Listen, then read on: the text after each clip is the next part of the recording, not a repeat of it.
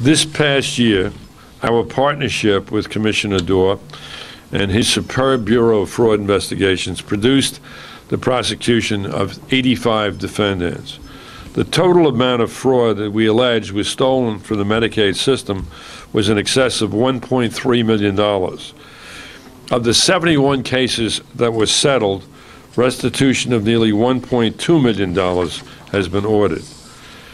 In just the first 30 days of this year, we have begun the prosecution of 14 defendants whom we allege have stolen already over $500,000.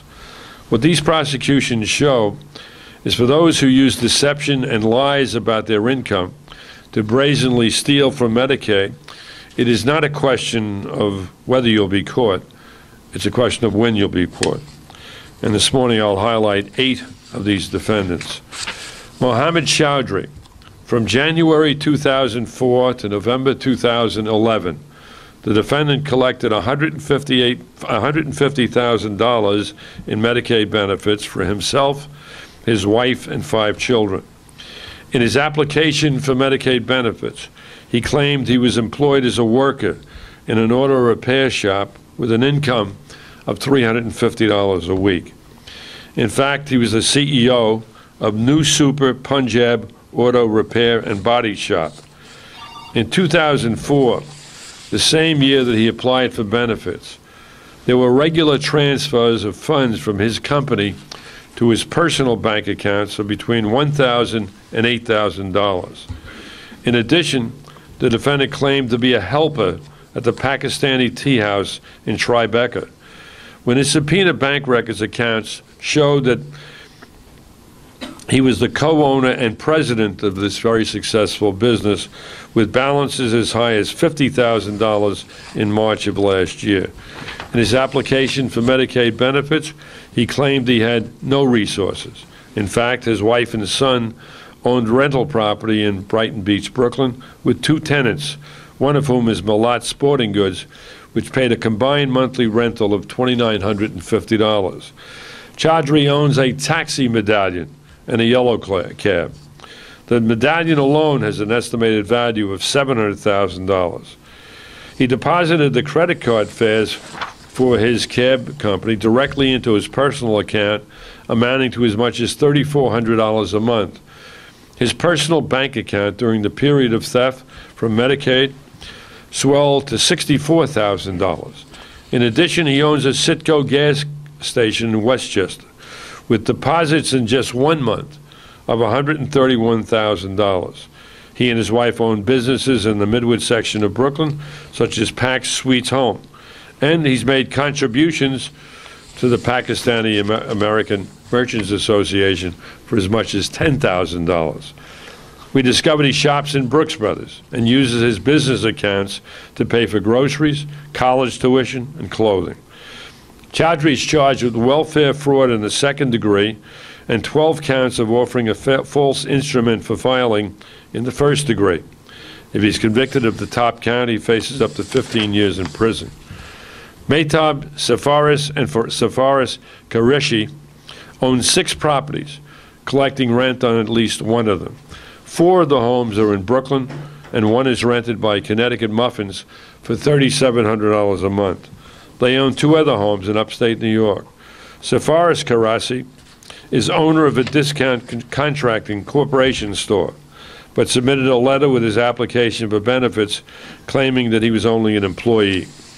In 2010 and 2011, the Qureshis told HRA they had an income of less than $20,000. In fact, the rental income of just one of their storefronts provides them with more than double that amount of income. From 2006 through 2012, the defendants, hiding their substantial resources, stole almost $170,000 from Medicaid. They're both charged with welfare fraud in the 2nd degree, grand larceny, and false filing, and each of them face 15 years in prison upon conviction.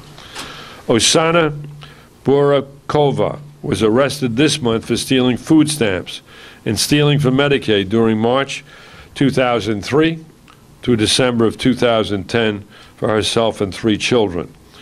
When she applied for benefits, she claimed that she was a single mother, when in fact she was living with the employed father of her 3 children.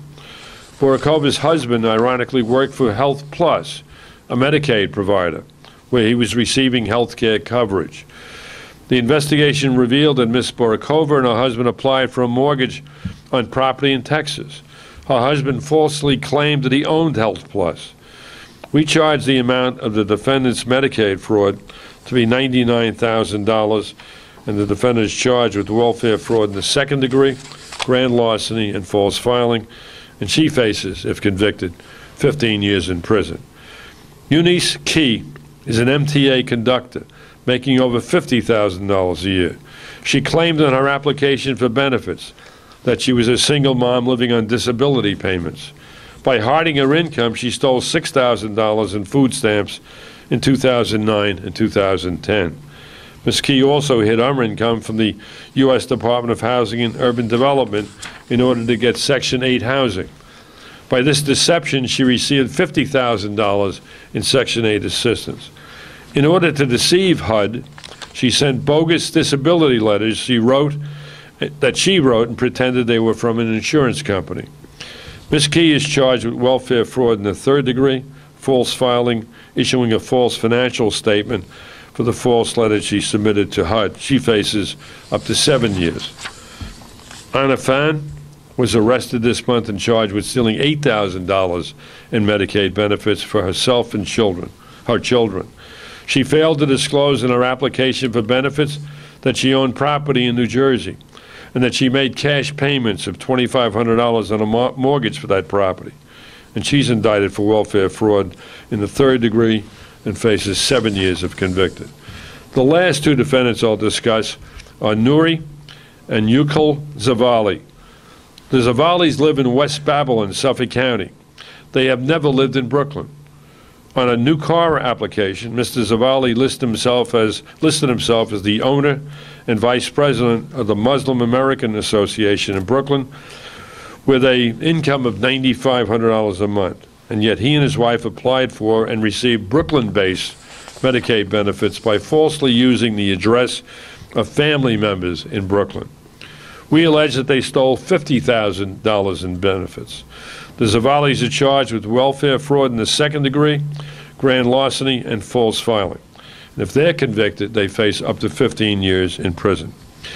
These 8 defendants and the 6 others prosecuted just during the month of January by hiding income, withholding information about working spouses, and filing false prescriptions with their Medicaid cards collectively stole more than $500,000 in just this period. If these cases are a snapshot for what 2012 will look like in the area of fraud and abuse, we may be facing a record year. On the other hand, if these announcements serve as a deterrent, our goal of containing Medicaid fraud may one day be reached. I go back a long, long time in the investigation of this kind of fraud. I was the Medicaid fraud control prosecutor in 1975. And then and now, it's like shooting fish in a barrel, because there still remains people who decide that they can scam the system. What they don't understand is, because the ease in which it seems that they get money, because the obligation of Commissioner Doar, which he ably carries out, is to get money as quickly as possible into the hands of people who are needing it. What they don't understand is that in the other side of HRA is an incredibly effective investigations bureau that's ultimately going to catch these people. And then it's just a matter of they're working with us to put together a criminal prosecution.